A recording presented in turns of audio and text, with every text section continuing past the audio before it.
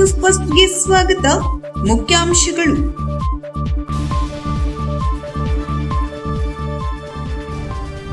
ಶಕ್ತಿ ಸದನಕ್ಕೆ ಸೋಲಾರ್ ಅಳವಡಿಕೆ, ನೈಸರ್ಗಿಕ ಇಂಧನ ಬಳಕೆಗೆ ಒತ್ತು ಕೊಡಿ. ರಾಜೇಂದ್ರ ಪ್ರಸಾದ್.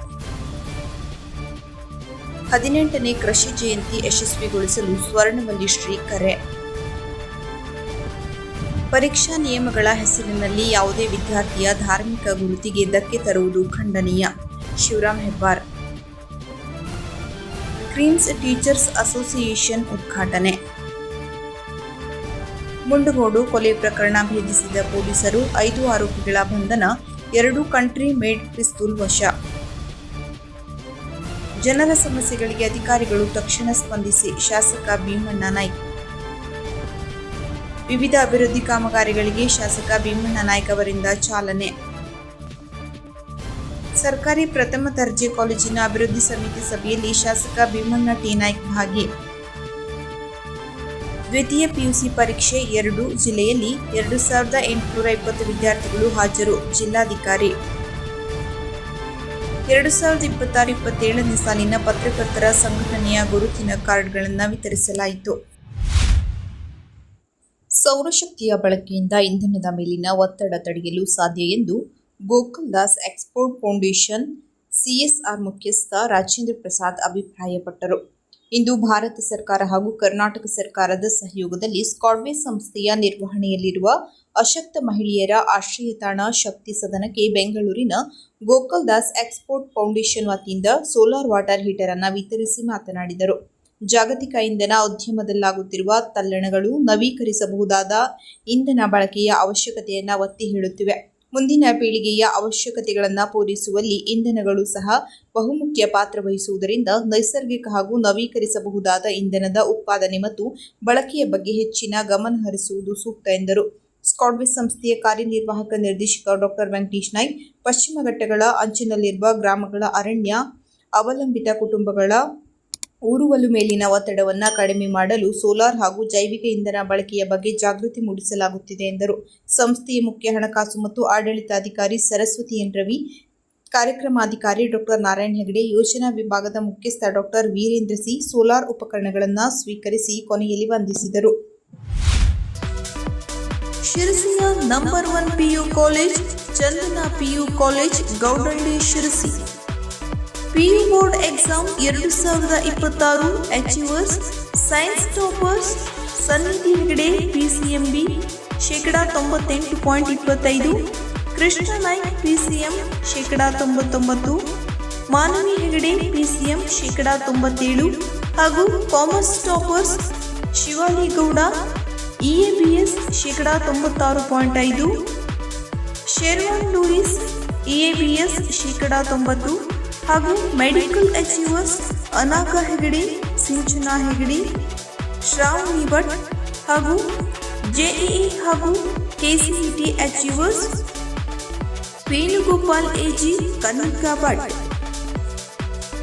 ಉತ್ತಮ ಶಿಕ್ಷಣ ಹಾಗೂ ಮಕ್ಕಳ ಸರ್ವತೋಮುಖ ಬೆಳವಣಿಗೆಗೆ ಅತ್ಯುತ್ತಮ ವಾತಾವರಣ, ವಿವಿಧ ಸ್ಪರ್ಧಾತ್ಮಕ ಪರೀಕ್ಷೆಗಳಿಗೆ ಕೋಚಿಂಗ್ ಸೌಲಭ್ಯಗಳು ಹಾಗೂ ಉತ್ತಮ ರೀತಿಯ ಸಪರೇಟ್ ಹಾಸ್ಟೆಲ್ ಸೌಲಭ್ಯ ಕೂಡ ಹೊಂದಿದೆ. 95ಕ್ಕಿಂತ ಹೆಚ್ಚು ಅಂಕ ಪಡೆದ ಅರ್ಹ ವಿದ್ಯಾರ್ಥಿಗಳಿಗೆ ವಿಶೇಷ ಸ್ಕಾಲರ್ಶಿಪ್ ಸೌಲಭ್ಯವನ್ನು ಕೂಡ ಒಳಗೊಂಡಿದೆ. ಪಿಸಿಎಂಬಿ, ಪಿಸಿಎಂಸಿ, ಇಎಬಿಎಸ್ 2026-27ನೇ ಸಾಲಿನ ಅಡ್ಮಿಷನ್ಗಳು ಪ್ರಾರಂಭವಾಗಿವೆ. ಹೆಚ್ಚಿನ ಮಾಹಿತಿಗಾಗಿ ಸಂಪರ್ಕಿಸಿ 8277676466 ಹಾಗೂ 9448649730 ಹಾಗೂ 8095843484. ಸೊಂದ ಸ್ವರ್ಣವಲ್ಲಿ ಮಹಾಸಂಸ್ಥಾನದ ಆರಾಧ್ಯ ದೇವರು ಶ್ರೀ ಲಕ್ಷ್ಮೀ ನರಸಿಂಹ ದೇವರ ಜಯಂತಿ ದಿನದ ಹಿನ್ನೆಲೆಯಲ್ಲಿ ಏಪ್ರಿಲ್ 29 ಹಾಗೂ 30ರಂದು 2 ದಿನಗಳ 18ನೇ ಕೃಷಿ ಜಯಂತಿಯನ್ನು ಈ ಬಾರಿ ಕೂಡ ಹಮ್ಮಿಕೊಳ್ಳಲಾಗಿದೆ ಎಂದು ಸ್ವರ್ಣವಲ್ಲಿ ಮಠಾಧೀಶ ಶ್ರೀಮದ್ ಜಗದ್ಗುರು ಶಂಕರಾಚಾರ್ಯ ಶ್ರೀ ಗಂಗಾಧರೇಂದ್ರ ಸರಸ್ವತಿ ಮಹಾಸ್ವಾಮೀಜಿ ನುಡಿದರು. ಶ್ರೀಮಠದಲ್ಲಿ ಶನಿವಾರ ಸುದ್ದಿಗೋಷ್ಠಿ ನಡೆಸಿ ಸ್ವರ್ಣವಲ್ಲಿ ಮಠ, ಸ್ವರ್ಣವಲ್ಲಿ ಕೃಷಿ ಪ್ರತಿಷ್ಠಾನ, ಟಿಎಸ್ಎಸ್, ಟಿಎಂಎಸ್, ಜಾಗೃತ ವೇದಿಕೆ, ಗ್ರಾಮಾಭ್ಯುದಯ ಸಹಭಾಗಿತ್ವದಲ್ಲಿ ಕೃಷಿ ಜಯಂತಿ ನಡೆಯಲಿದೆ. ಕೃಷಿ ಜಯಂತಿ 29ರ ಬೆಳಗ್ಗೆ 10:30ರಿಂದಲೇ ಕೃಷಿ ಜಯಂತಿಯ ಕಾರ್ಯಕ್ರಮಗಳು ಆರಂಭವಾಗಲಿವೆ.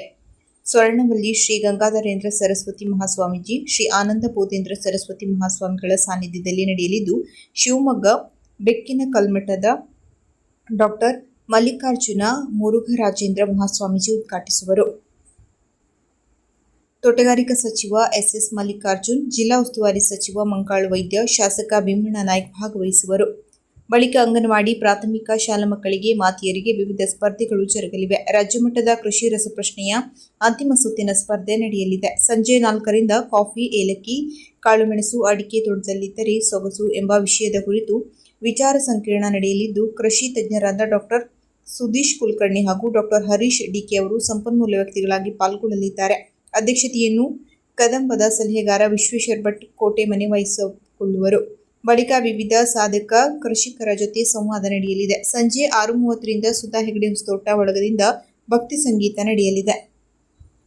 30ರ ಬೆಳಿಗ್ಗೆ ರೈತರಿಗೆ, ಮಾತೆಯರಿಗೆ ವಿವಿಧ ಸ್ಪರ್ಧೆಗಳು ನಡೆಯಲಿವೆ.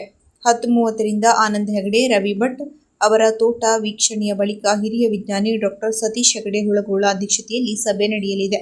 ರವಿ ಭಟ್, ಡಾ. ರಾಮಕೃಷ್ಣ ಹೆಗಡೆ ಏಲಕ್ಕಿ ಹಾಗೂ ಬಿದಿರು ಬೇಸಾಯ ಕುರಿತು ಮಾತನಾಡುವರು. ಸಂಜೆ 4:30ಕ್ಕೆ ಸಮಾರೋಪ ಸಮಾರಂಭ ನಡೆಯಲಿದೆ.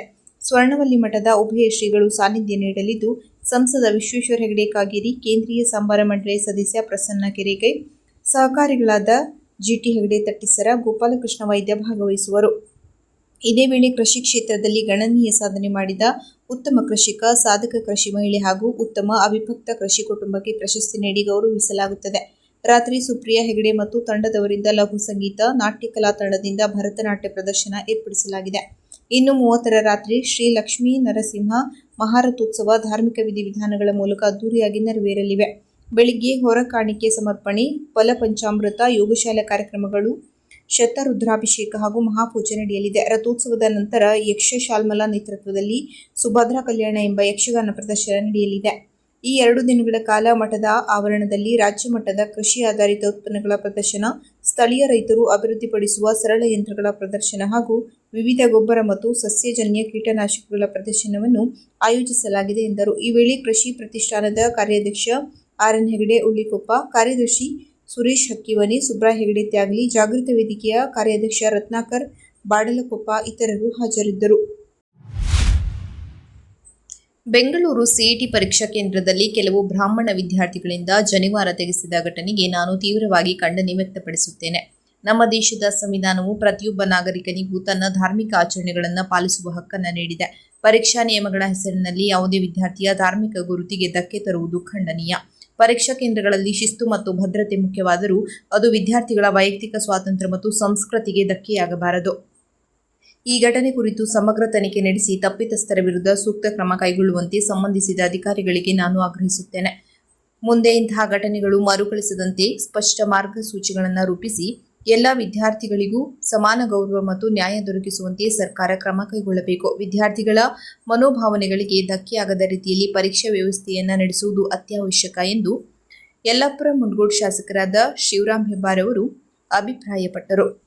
ಬೆಂಗಳೂರಿನ ಸಿಇಟಿ ಕೇಂದ್ರದ ಎಕ್ಸಾಮಿನೇಷನ್ ಸೆಂಟರ್ಗೆ ಹೋಗುವಾಗ ಬ್ರಾಹ್ಮಣ ವಿದ್ಯಾರ್ಥಿಗಳ ಜನಿವಾರ ತೆಗಿಬೇಕು ಹೇಳ್ತಕ್ಕಂಥ ಪರೀಕ್ಷೆ ನಡೆಸ್ತಕ್ಕಂಥ ವಾದ ನಿಜಕ್ಕೂ ಖಂಡನೀಯ. ಯಾವ ಜನಿವಾರ ತೆಗೆದಿದ್ದಾರೆ ಅವನ್ನ ಕೂಡಲೇ ಅಮಾನತು ಮಾಡಬೇಕು ಮತ್ತು ತಪ್ಪಿತಸ್ಥರ ವಿರುದ್ಧ ಶಿಕ್ಷೆ ಆಗಬೇಕು. ಬ್ರಾಹ್ಮಣ ಸಮುದಾಯಕ್ಕೆ ಅವರ ಸಂಪ್ರದಾಯವನ್ನು ಪ್ರಶ್ನೆ ಮಾಡತಕ್ಕಂಥ ಅಧಿಕಾರವಾಗಲಿ ಹಕ್ಕಾಗಲಿ ಯಾರಿಗೂ ಇಲ್ಲ. ಹಿಂದೂ ಸಂಪ್ರದಾಯದಲ್ಲಿ ಮಂಗಳಸೂತ್ರ, ಜನಿವಾರ, ಶಿವದಾರ ಇವೆಲ್ಲವೂ ಯಾವುದೇ ಧರ್ಮದ ಆಚರಣೆ ಬೇಕಾಗತಕ್ಕಂಥ ಪದ್ಧತಿ. ಯಾವುದೇ ಧರ್ಮದ ಆಚರಣೆ ವೈಯಕ್ತಿಕ ನಿರ್ಣಯ. ಆಚರಣೆ ವಿರುದ್ಧ ಈ ರೀತಿಯ ಕ್ರಮ ನಿಜಕ್ಕೂ ಖಂಡನೀಯ. ಸರ್ಕಾರ ಕೂಡಲೇ ಈ ಸ್ಕೂಲ್ಗಳ ಮೇಲೂ ಕೂಡ ಕ್ರಮ ತೆಗೆದುಕೊಳ್ಳಬೇಕು ಎಂದು ಒತ್ತಾಯಿಸುತ್ತೇನೆ. ಕ್ರಿಮ್ಸ್ ಟೀಚರ್ಸ್ ಅಸೋಸಿಯೇಷನ್ ಸಂಘವನ್ನು ವೈದ್ಯಕೀಯ ವಿಜ್ಞಾನಗಳ ಸಂಸ್ಥೆಯ ಕುವೆಂಪು ಕಲಾಭವನದಲ್ಲಿ ಸಂಸ್ಥೆಯ ಡೀನ್ ಹಾಗೂ ನಿರ್ದೇಶಕಿ ಡಾ. ಪೂರ್ಣಿಮಾ ಶುಕ್ರವಾರ ಉದ್ಘಾಟಿಸಿ ಸಿಬ್ಬಂದಿಗಳೆಲ್ಲ ಒಗ್ಗಟ್ಟಿನಿಂದ ಕೆಲಸ ಮಾಡಬೇಕೆಂದು ತಿಳಿಸಿದರು. ಅತಿಥಿಗಳಾದ ವಿಷ್ಣು ಪಟಗಾರರು ಮಾತನಾಡಿ ಸಹಕಾರಿ ಸಂಘಗಳ ಮಹತ್ವ ಮತ್ತು ಪದಾಧಿಕಾರಿಗಳ ಜವಾಬ್ದಾರಿಯನ್ನು ತಿಳಿಸಿದರು. ಸಂಘದ ಅಧ್ಯಕ್ಷರಾಗಿ ಡಾ. ಹೇಮಗಿರಿ ಕೆ, ಉಪಾಧ್ಯಕ್ಷರಾಗಿ ಡಾ. ವಿಶ್ವನಾಥ್ ಮಾಚಕನೂರ್, ಕಾರ್ಯದರ್ಶಿಗಳಾಗಿ ಡಾ. ವಿಜಯರಾಜ್, ಸಹ ಕಾರ್ಯದರ್ಶಿಗಳಾಗಿ ಡಾ. ಪ್ರಕಾಶ್ ಎಚ್ಎಂ, ಖಜಾಂಚಿಗಳಾಗಿ ಡಾಕ್ಟರ್ ಪ್ರಶಾಂತ್ ಮಾಲಿಂಗಶೆಟ್ಟಿ ಹಾಗೂ ಕಾರ್ಯಕಾರಿ ಸಮಿತಿ ಸದಸ್ಯರಾಗಿ doctor Manjunath Bhat, doctor Madhukar KT, doctor Shruti HN, doctor Maltesh Undi ಪದಗ್ರಹಿಸಿದರು. ಡಾಕ್ಟರ್ ವಿಜಯರಾಜ್ ಸ್ವಾಗತಿಸಿದರು. ಡಾಕ್ಟರ್ ವಿಶ್ವನಾಥ್ ಮಾಚಕನೂರು ವಂದಿಸಿದರು ಹಾಗೂ ಕುಮಾರಿ ಅನನ್ಯ ನಿರೂಪಿಸಿದರು. ಪಟ್ಟಣದ ಜಮೀರ್ ಅಹಮದ್ ದರ್ಗಾವಾಲೆ ಹತ್ಯೆ ಆರೋಪಿಗಳನ್ನು ಪೊಲೀಸರು ಬಂಧಿಸಿದ್ದಾರೆ. ಬೆಂಗಳೂರು ಗ್ರಾಮಾಂತರ ನೆಲಮಂಗಲದ ಸಮೀಪ 5 ಆರೋಪಿಗಳನ್ನು ಬಂಧಿಸಲಾಗಿದೆ. ಮುಂಡಗೋಡ್ ಸಾಲಗಾಂವದ ಮಂಜುನಾಥ್ ನಾಗೇಂದ್ರ ಕಾಜುಗಾರ್, ಶ್ರೀಕಾಂತ್ ರಾಜಶೇಖರ್ ಕಿರಣ್ಣನವರ್, ಸಾಕಿನ್ ಇಂದಿರಾನಗರ್ ಕೊಪ್ಪ ತಾಲೂಕು ಮುಂಡಗೋಡ್ ಮತ್ತು ಧಾರವಾಡದ ಅಭಿಷೇಕ್ ಮಲ್ಲಿಕಾರ್ಜುನ್ ಬಡಶೆಟ್ಟಿ, ಮಂಜುನಾಥ್ ವಿಷ್ಣು ಬೆಳಗಾವ್, ದೀಪಕ್ ನಾಗರಾಜ್ ನವಲೆ ಇವರುಗಳೇ ಬಂಧಿತ ಆರೋಪಿಗಳಾಗಿದ್ದು, ಆರೋಪಿತರಿಂದ ಕೃತ್ಯಕ್ಕೆ ಬಳಸಿದ 2 ದ್ವಿಚಕ್ರ ವಾಹನ, 1 ಕಾರು, 2 ಕಂಟ್ರಿ ಮೇಡ್ ಪಿಸ್ತೂಲ್ ಮತ್ತು 10 ಸಜೀವ ಗುಂಡುಗಳನ್ನು ವಶಪಡಿಸಿಕೊಳ್ಳಲಾಗಿದೆ. ಹತ್ಯೆಯಾದ ಜಮೀರ್ ಅಹಮದ್ ದರ್ಗಾವಾಲೆ ಹಾಗೂ ಆರೋಪಿ ಮಂಜುನಾಥ್ ನಾಗೇಂದ್ರ ಕಾಜಗಾರ್ ನಡುವೆ ಮೀಟರ್ ಬಡ್ಡಿ, ರಿಯಲ್ ಎಸ್ಟೇಟ್ ವ್ಯವಹಾರಗಳ ಕುರಿತಂತೆ ಮನಸ್ತಾಪವಿದ್ದುದೇ ಈ ಕೊಲೆಗೆ ಕಾರಣ ಎಂದು ಹೇಳಲಾಗಿದೆ. ನಗರ ಮತ್ತು ತಾಲೂಕಿನ ಅಭಿವೃದ್ಧಿ ಕಾಮಗಾರಿಗಳ ಹಾಗೂ ಜನಸಾಮಾನ್ಯರ ಮತ್ತು ರೈತರ ಕಷ್ಟ ಕಾರ್ಪಣ್ಯಗಳಿಗೆ ವಿಳಂಬ ಮಾಡದೆ ತಕ್ಷಣ ಅಧಿಕಾರಿಗಳು ಸ್ಪಂದಿಸಬೇಕು ಎಂದು ನಗರದ ತಹಶೀಲ್ದಾರ್ ಕಚೇರಿಯ ಸಭಾಂಗಣದಲ್ಲಿ ಸೋಮವಾರ ನಡೆದ ಕೆಡಿಪಿ ಸಭೆಯಲ್ಲಿ ಶಿರಸಿ ಸಿದ್ದಾಪುರ ಕ್ಷೇತ್ರದ ಶಾಸಕ ಭೀಮಣ್ಣ ನಾಯ್ಕ ಅವರು ಕಟ್ಟುನಿಟ್ಟಿನ ಸೂಚನೆ ನೀಡಿದರು. ಅವರು ತಾಲೂಕು ಮಟ್ಟದ ತ್ರೈಮಾಸಿಕ ಪ್ರಗತಿ ಪರಿಶೀಲನಾ ಸಭೆಯ ಅಧ್ಯಕ್ಷತೆ ವಹಿಸಿ ಮಾತನಾಡಿದರು. ಕ್ಷೇತ್ರದ ವಿವಿಧ ಇಲಾಖೆಗಳ ಪ್ರಗತಿ ಪರಿಶೀಲನೆ ಸಭೆ ನಡೆಸಿ ಪ್ರಮುಖವಾಗಿ ಕುಡಿಯುವ ನೀರು ಮತ್ತು ಜನಸ್ಪಂದನ ಅರ್ಜಿಗಳ ಕುರಿತು ಸುದೀರ್ಘ ಚರ್ಚೆ ನಡೆಸಿ ಅಧಿಕಾರಿಗಳಿಗೆ ಸಲಹೆ ಸೂಚನೆ ನೀಡಿದರು. ಬೇಸಿಗೆ ಕಾಲ ಸಮೀಪಿಸಿರುವ ಕಾರಣ ತಾಲೂಕಿನ ಯಾವುದೇ ಹಳ್ಳಿಯಲ್ಲಿ ಕುಡಿಯುವ ನೀರಿನ ಅಭಾವ ಸೃಷ್ಟಿಯಾಗಬಾರದು ಮತ್ತು ನೀರಿನ ಸಮಸ್ಯೆ ಇರುವ ಪ್ರದೇಶಗಳನ್ನು ಗುರುತಿಸಿ ತಕ್ಷಣವೇ ಕುಡಿಯುವ ನೀರಿಗಾಗಿ ಪರ್ಯಾಯ ವ್ಯವಸ್ಥೆ ಮಾಡಬೇಕು ಎಂದರು. ಇತ್ತೀಚೆಗೆ ನಡೆದ ಜನಸ್ಪಂದನ ಕಾರ್ಯಕ್ರಮದಲ್ಲಿ ಸಾರ್ವಜನಿಕರು ಸಲ್ಲಿಸಿದ ಅರ್ಜಿಗಳ ಸ್ಥಿತಿಗತಿಗಳ ಬಗ್ಗೆ ಶಾಸಕರು ಮಾಹಿತಿ ಪಡೆದುಕೊಂಡು ಅವರ ಪ್ರಗತಿಯ ಕುರಿತು ಅಧಿಕಾರಿಗಳಿಗೆ ಪರಿಹಾರ ಮಾರ್ಗ ಸೂಚಿಸಿ ನೀಡಿದರು. ಜನರು ಸರ್ಕಾರದ ಯೋಜನೆಗಳಿಗೆ ಭರವಸೆಯಿಂದ ಅರ್ಜಿ ನೀಡಿದ್ದಾರೆ. ಅಂತಹ ಅರ್ಜಿಗಳನ್ನು ಕೇವಲ ದಾಖಲೆಗಳಾಗಿ ಇಟ್ಟುಕೊಳ್ಳದೆ ಅವುಗಳಿಗೆ ತಾರ್ಕಿಕ ಅಂತ್ಯ ಹಾಡಬೇಕು. ಅರ್ಹ ಫಲಾನುಭವಿಗಳಿಗೆ ಸರ್ಕಾರದ ಸೌಲಭ್ಯಗಳು ಸಕಾಲದಲ್ಲಿ ತಲುಪಬೇಕು ಎಂದರು. ಕ್ಷೇತ್ರದ ಪ್ರಗತಿಯಲ್ಲಿ ಅಧಿಕಾರಿಗಳ ಪಾತ್ರ ದೊಡ್ಡದಿದೆ. ಸರ್ಕಾರದ ಯೋಜನೆಗಳು ಕಟ್ಟಕಡೆಯ ವ್ಯಕ್ತಿಗೂ ತಲುಪುವಂತಾಗಬೇಕು. ಸಮಸ್ಯೆಗಳಿಗೆ ಕೇವಲ ಭರವಸೆ ನೀಡದೆ ಕಾರ್ಯರೂಪಕ್ಕೆ ತರುವಲ್ಲಿ ಅಧಿಕಾರಿಗಳು ಪ್ರಾಮಾಣಿಕವಾಗಿ ಶ್ರಮಿಸಬೇಕು ಎಂದು ಕರೆ ನೀಡಿದರು. ಈ ಸಂದರ್ಭದಲ್ಲಿ ನಗರ ಯೋಜನಾ ಪ್ರಾಧಿಕಾರದ ಅಧ್ಯಕ್ಷ ಜಗದೀಶ್ ಗೌಡ, ತಹಶೀಲ್ದಾರ್ ಪಟ್ಟರಾಜಗೌಡ, ತಾಲೂಕು ಪಂಚಾಯತ್ ಕಾರ್ಯನಿರ್ವಹಣಾಧಿಕಾರಿ ಚನ್ನಬಸಪ್ಪ ಹಾವಣಗಿ, ತೋಟಗಾರಿಕೆ ಇಲಾಖೆ ಜಂಟಿ ನಿರ್ದೇಶಕ ಬಿಪಿ ಸತೀಶ್, ನಗರ ವಲಯ ಅರಣ್ಯಾಧಿಕಾರಿ ಗಿರೀಶ್ ನಾಯ್ಕ್, ಜಾನ್ಮನೆ ವಲಯ ಅರಣ್ಯಾಧಿಕಾರಿ ಉಷಾ ಕಬೀರ್, ಬನವಾಸಿ ವಲಯ ಅರಣ್ಯಾಧಿಕಾರಿ ಭವ್ಯ ನಾಯ್ಕ್, ಹುಲಿಕಲ್ ವಲಯ ಅರಣ್ಯಾಧಿಕಾರಿ ಶಿವಾನಂದ್ ನಿಂಗಾಣಿ ಸೇರಿದಂತೆ ವಿವಿಧ ಇಲಾಖೆಗಳ ತಾಲೂಕು ಮಟ್ಟದ ಅಧಿಕಾರಿಗಳು ಉಪಸ್ಥಿತರಿದ್ದರು.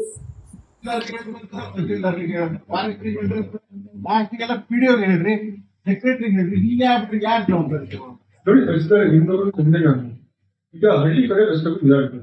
ಈಗ ಫಾರೆಸ್ಟ್ ಅವ್ರನ್ನ ದೃಷ್ಟಿ ಮಾಡ್ತಾ ಇದ್ದಾರೆ. ಎಲ್ಲಿ ವಹಿವಾಟುಗಳಿದ್ವು ಕಾಲ ಮತ್ತೊಂದಿದ್ವು ರೈತರು ಹೋಗೋ ದಾಟಿ ಇದ್ವು. ಫಾರೆಸ್ಟ್ ಮಿನಿಸ್ಟರ್ ದಾಟಿಗೆ ಬಂದಾಗ ರೈತರಿಗೆ ಯಾವುದೇ ರೀತಿಯ ತೊಂದರೆ ಕೊಡಬಾರದು ಅಂತ ವಿಚಾರವನ್ನ ಸಂದೇಶವನ್ನ ಫಾರೆಸ್ಟ್ ಮಿನಿಸ್ಟರ್ ಹೇಳಿದ್ದಾರೆ. ನಾವು ಹೊಸ ರಸ್ತೆಗಿಂತ ನಾವು ಕೇಳಲ್ಲ, ಅವ್ರು ಕೊಡಲ್ಲ ಅಂದ್ರೆ ಇರೋ ದಾರಿಗಳನ್ನು ನಾವು ಸ್ವೀಟ್ ಮಾಡ್ಬಿಡ್ಬೇಕಲ್ಲ. ಈಗ ಬೆಟ್ಟ ಇನ್ನೊಂದರಲ್ಲಿ ಅವ್ರು ಯಾರಿದ್ರು ಅವರಲ್ಲಿ ಬೇರೆ ಎಕರೆ ತಗೊಂಡು ಹೋಗಿ ಕೊಡಲ್ಲ. ಅಲ್ಲಿ ಅದೇ ಬೆಟ್ಟಲ್ ಅವರನ್ನು ಕ್ಲೀನ್ ಮಾಡಿ ದಾರಿ ಬಿಡ್ಬೇಕಲ್ಲ. ದಾರಿ ಸರಿ ಮಾಡೋದು ಬೆಟ್ಟಲ್ ಕೂಡ ದಾರಿ ಬಂದ್ ಮಾಡಿದ್ರೆ ವಹಿವಾಟಿ ದಾರಿ ಯಾರು ಕೂಡ ಬಂದ್ ಮಾಡೋದಿಲ್ಲ. ನಿಮ್ ಗಮನಿಗೆ ಬಂದಿದೆಯಲ್ಲ, ಜನಸಂಖ್ಯೆ ಸಭೆ ಮುಖಾಂತರ ಗಮನಿಗೆ ಬಂದಿದೆಯಲ್ಲ, ಅವತ್ತು ಅದೇನಿದೆ ಫುಲ್ ಕ್ಲೋಸ್ ಮಾಡಿ ಕ್ಲಿಯರ್ ಮಾಡಿದ್ರು. ಕ್ಲಿಯರ್ ಮಾಡಿ ಅದು ಯಾರು ಅಸಂಗ ಮಾಡ್ತಾರೆ ಅವ್ರಿಗೆ ಹಾಕಿ ಪೊಲೀಸ್ ಅವ್ರು ತಗೊಂಡು ಹೋಗ್ವಿ. ಜನರು ಇನ್ನೂ ನಾವು ದಾರಿ ಮಾಡ್ಕೊಡೋದಾಗಲ್ಲ. ಈಗ ದಾರಿ ಕಾರ್ಪೊರೇಷನ್ ಮಾಡುದು ಟಾರ್ ಹಾಕೋದು ಅದು ಸೆಕೆಂಡ್ರಿ ಅದು. ಬಟ್ ರೈತರು ಇನ್ನೂ ದಾರಿ ಮಾಡೋದನ್ನ ಮಾಡ್ಕೊಟ್ಟಿಲ್ಲ ಅಂತ ಸ್ವತಂತ್ರ ಬಂದು ಇಷ್ಟು ವರ್ಷ ಆದ್ರೆ ನಾವು ಇನ್ನೂ ಇದಕ್ಕೆ ಸಂಬಂಧಪಟ್ಟವರು ನೀವಾಯಿತು, ಅರಣ್ಯ ಇಲಾಖೆ ಆಯ್ತು, ದಡ್ಪಿ ಆಗಿರ್ಬೋದು, ಯಾರೇ ಆಗಿರ್ಬೋದು, ಇಂಥ ರಸ್ತೆ ಇಷ್ಟೆಲ್ಲ ಅದು ಮಾಡೋದನ್ನ ಮಾಡ್ತಿರ್ಬೋದು. ರಸ್ತೆ ಇರ್ಬೋದು, ಕುಡಿಯ ನೀರು ವಿಚಾರ ಇರ್ಬೋದು, ಶಾಲೆ ಹೋಗ್ತಕ್ಕಂಥ ದಾರಿಗಳು ಇರ್ಬೋದು, ಇದು ಯಾವತ್ತೂ ತೊಂದರೆ ಕೊಡಬಾರ್ದು. ಅದು ತಮಗೂ ಗೊತ್ತು. ಇವತ್ತು ಏನು ಬೆಟ್ಟ ಆಡಲಿಕ್ಕೆ ನಮ್ಗೆ ಉದ್ಘಾಟನೆ ಕೊಡಕ್ಕೆ ಬೇಕಾಗಿಲ್ಲ. ಆದ್ರೆ ರಸ್ತೆಗಳನ್ನ ಹೋಗ್ಬೇಕಂತ ಬಂದ್ ಮಾಡಿದ್ವಿ. ಇವತ್ತು ಬೆಳಿಗ್ಗೆ ಒಬ್ಬ ಬಂದ ಅಪ್ಪ ಮಗ ಬಂದಿರ್ಬೋದಿಲ್ಲಿ. ಎಷ್ಟು ದಿನದಿಂದ ಪಾಪ ನಾನು MLA ಆದಂತ ಒಬ್ಬ ಬರ್ತಾ ಕೊಡ್ತಾ ಇದ್ದೀನಿ, ಅದು ಸಾಲ್ವ್ ಆಗ್ತದೆ. ಅದು ಲ್ಯಾಂಡ್ ನೋಡಿದ್ರೆ ಅದು ಫಾರೆಸ್ಟ್ ಇದು ಬೆಟ್ಟ ಲ್ಯಾಂಡ್ ಹಾಗಂತ ಅರಣ್ಯಾಧಿಕಾರ ಅದಕ್ಕೆ ಯಾರು ಅಸಂಖ್ಯ ಇಲ್ಲ. ಅಲ್ಲಿ ಒಬ್ಬ ಅವನು ಮೇಲೆ ಎಕರೆ ಜಮೀನು ಅವನು ದಾಟಿ ಆಚೆ ಹೋಗ್ಬೇಕು. ಅವನು ಬೇರೆ ಕಡೆ ಅದಲ್ಲ ಮತ್ತೊಂದು ಅಪ್ಪ ಅಮ್ಮ ಬಂದಾರಿ ಬಹಳ ವರ್ಷದ್ದು ಅಂತದ್ದು ಇದೆಯಲ್ಲ, ನೀವು ಪಕ್ಕದಲ್ಲಿದ್ದಾಗ ಅವರು ಮಾಡುವಂತ. ಇನ್ನೊಂದು ಈ ಬೆಟ್ಟ ಲ್ಯಾಂಡ್ ಅರಣ್ಯ ಲ್ಯಾಂಡ್ ವಹಿವಾಟು ರಸ್ತೆ ಇದಾವಲ್ಲ, ಅವನ್ನೆಲ್ಲವೂ ಯಾವುದೇ ಇದ್ರು ನೀವು ನಿರ್ಧಾರ ರಸ್ತೆಗಳು ಯಾವುದೇ ರೀತಿ ತೊಂದರೆಗಳಿಲ್ಲ. ಎಲ್ಲ ಆರೋಗ್ಯ ಹೇಳ್ತೀನಿ ತಮ್ಮ ಪಂಚಾಯತ್ ವ್ಯಾಪ್ತಿಯಲ್ಲಿ ಏನ್ ರಸ್ತೆಗಳ ಪ್ರಕರಣ ಬಂದಿದ್ದಾವೋ, ಏನ್ ಅರ್ಜಿಯನ್ನು ಕೊಟ್ಟಿರ್ತಾರೋ ಅರ್ಜಿಯನ್ನ ಏನು ಮಾಲಿಕೆಗೆ ಹೋಗ್ತಕ್ಕಂಥ ಹೊಸ ರೋಡು ಅದಕ್ಕೆ ನೀವು ಯಾರು ಕೊಡಿ ಅಂತ ನಾ ಹೇಳ್ತಾ ಇಲ್ಲ. ಈ ಬೆಟ್ಟನ ಅಥವಾ ಬೇರೆ ಬೇರೆ ವೈಯಕ್ತಿಕ ಕಾರಣಗಳಿಂದ ಕೆಲವೊಂದು ರಸ್ತೆಗಳನ್ನ ಬಂದ್ ಮಾಡ್ತಾರೆ. ಅವ್ರು ಏನ್ ಮಾಡ್ಬೇಕಂದ್ರಿ, ಕೃಷಿ ಮಾಡಂಗಿಲ್ಲ, ಏನಿಲ್ಲ, ಹೋಗಂಗಿಲ್ಲ. ಇಂಥ ಸ್ಥಿತಿಯಲ್ಲಿ ಇನ್ನೂ ನಾವು ಅವ್ರಿಗೆ ರಕ್ಷಣೆ ಕೊಟ್ಟಿಲ್ಲ ಅಂತಂದ್ರೆ ನಾವು ಇಷ್ಟೆಲ್ಲ ದೊಡ್ಡ ನಾವು ಮಾಡ್ತೀವಿ, ನಾವು ಜನಸ್ಪಂದನ ಮಾಡ್ತೀವಿ, ಇಲ್ಲಿ ಬೆನಿಫಿಷರಿ ಮಾಡ್ತೀವಿ, ಏನ್ ಅರ್ಥ ಬರ್ತಾ ಇರುತ್ತೆ. ಇನ್ನು ಮಾತ್ರ ಸಂಬಂಧಪಟ್ಟ ಅಧಿಕಾರಿಗಳು ನಾವೇನು ರಸ್ತೆ ಫಾರೆಸ್ಟ್ ಲ್ಯಾಂಡ್ ಇದ್ರೂ ಕೂಡ ಹೊಸ ರಸ್ತೆ ಮಾಡೋದಿಲ್ಲ. ಮತ್ತೆ ಇಲ್ಲಿ ಅನೇಕ ಜನ ಗಾಡಿ ಚಕ್ರಿ ಗಾಡಿ ಮತ್ತು ಮುಂದಿದ್ವು ಅಂತ ಗಾಡಿಗಳನ್ನು ಹೊಸ ದಾರಿಗಳನ್ನು ಹೇಳ್ತಿಲ್ಲ. ಅಂತ ದಾರಿಗಳನ್ನು ಅರಣ್ಯಾಧಿಕಾರಿಗಳು ಬಂದ್ ಮಾಡಿದ್ರೆ ಹೇಳಿ ನಾವು ಅವ್ರಿಗೆ ನಾವು ತಾಲೂಕಿನಾದ್ಯಂತ ವಿವಿಧ ಅಭಿವೃದ್ಧಿ ಕಾಮಗಾರಿಗಳಿಗೆ ಚಾಲನೆ ನೀಡಿ ತಾಲೂಕಿನ ಸಮಗ್ರ ಅಭಿವೃದ್ಧಿಯೇ ನನ್ನ ಮುಖ್ಯ ಧ್ಯೇಯವಾಗಿದ್ದು, ಸಾರ್ವಜನಿಕರ ಬಹುದಿನದ ಬೇಡಿಕೆಗಳನ್ನು ಈಡೇರಿಸಲು ಪ್ರಾಮಾಣಿಕ ಪ್ರಯತ್ನ ಮಾಡಲಾಗುತ್ತಿದೆ ಎಂದು ಶಾಸಕ ಭೀಮಣ್ಣ ನಾಯ್ಕ ಹೇಳಿದರು. ಅವರು ಸೋಮವಾರ ನಗರ ಹಾಗೂ ಗ್ರಾಮೀಣ ಭಾಗದ ವಿವಿಧೆಡೆ ಸುಮಾರು 75 ಲಕ್ಷ ರೂಪಾಯಿ ಮೊತ್ತದ ವಿವಿಧ ಅಭಿವೃದ್ಧಿ ಕಾಮಗಾರಿಗಳಿಗೆ ಭೂಮಿ ಪೂಜೆ ನೆರವೇರಿಸಿ ಮಾತನಾಡಿದರು. ಕರ್ನಾಟಕ ರಾಜ್ಯ ಸರ್ಕಾರಿ ನಿವೃತ್ತ ನೌಕರರ ಸಂಘದ ಶಿರಸಿ ಇಲಾಖೆಯ ಸಮುದಾಯ ಭವನದ ನವೀಕರಣಕ್ಕಾಗಿ 25 ಲಕ್ಷ ರೂಪಾಯಿ ಅನುದಾನ, ಭೂವಿ ಸಮುದಾಯದ ಸಮುದಾಯ ಭವನದ ನವೀಕರಣಕ್ಕಾಗಿ 20 ಲಕ್ಷ ರೂಪಾಯಿ ವೆಚ್ಚದ ಕಾಮಗಾರಿಗಳಿಗೆ ಶಂಕುಸ್ಥಾಪನೆ ಸಲ್ಲಿಸಿದರು. ಅದೇ ರೀತಿ ಹುತ್ಕಾರ್ ಪಂಚಾಯತ್ ವ್ಯಾಪ್ತಿಯಲ್ಲಿ ತಡೆಗೋಡೆ ನಿರ್ಮಾಣಕ್ಕೆ ಮತ್ತು ಗ್ರಾಮೀಣ ಭಾಗದ ರಸ್ತೆ ಹಾಗೂ ಮೂಲಸೌಕರ್ಯ ರಕ್ಷಣೆಗೆ ಹುತ್ಕಾರ್ ಗ್ರಾಮ ಪಂಚಾಯತ್ ವ್ಯಾಪ್ತಿಯ ಕುಮ್ರಿ ತಗ್ಗು ಮಜಿರೆಯ 3 ಪ್ರಮುಖ ಸ್ಥಳಗಳಲ್ಲಿ ತಲಾ 10 ಲಕ್ಷ ರೂಪಾಯಿ ವೆಚ್ಚದಲ್ಲಿ ತಡೆಗೋಡೆ ನಿರ್ಮಾಣ ಕಾಮಗಾರಿಗೆ ಚಾಲನೆ ನೀಡಲಾಗಿದೆ ಎಂದರು. ಕಾರ್ಯಕ್ರಮದಲ್ಲಿ ಸ್ಥಳೀಯ ಜನಪ್ರತಿನಿಧಿಗಳು, ಇಲಾಖೆ ಅಧಿಕಾರಿಗಳು ಹಾಗೂ ಪ್ರಮುಖ ಮುಖಂಡರು ಉಪಸ್ಥಿತರಿದ್ದರು.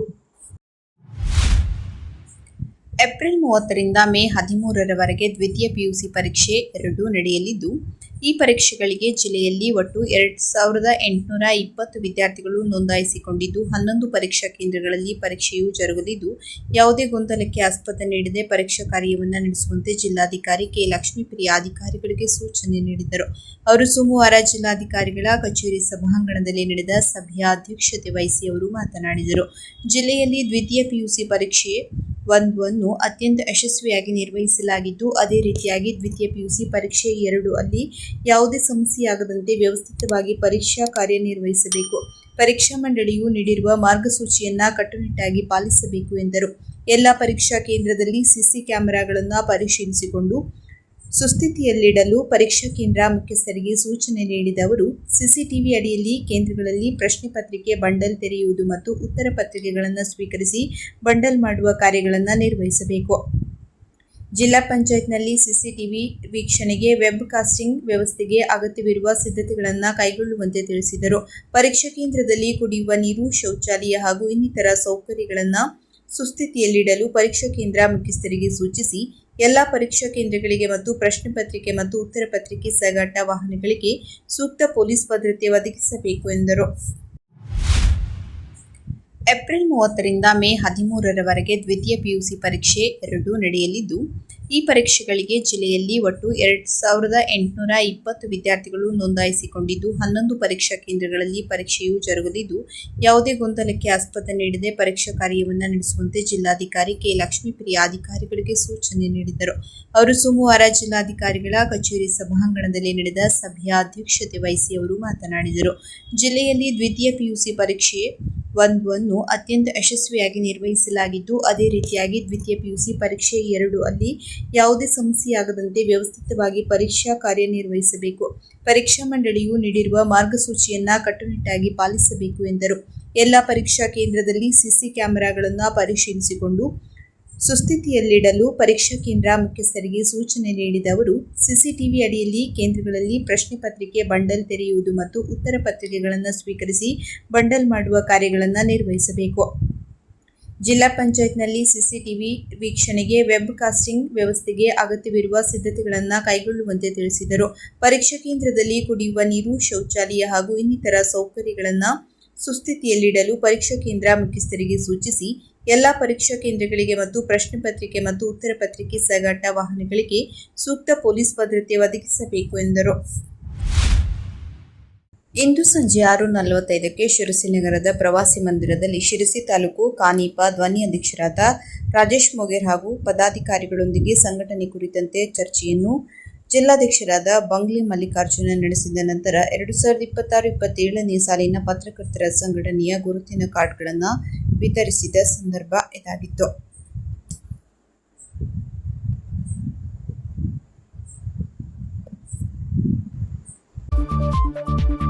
ಕೊನೆಯಲ್ಲಿ ಮತ್ತೊಮ್ಮೆ ಮುಖ್ಯಾಂಶಗಳು.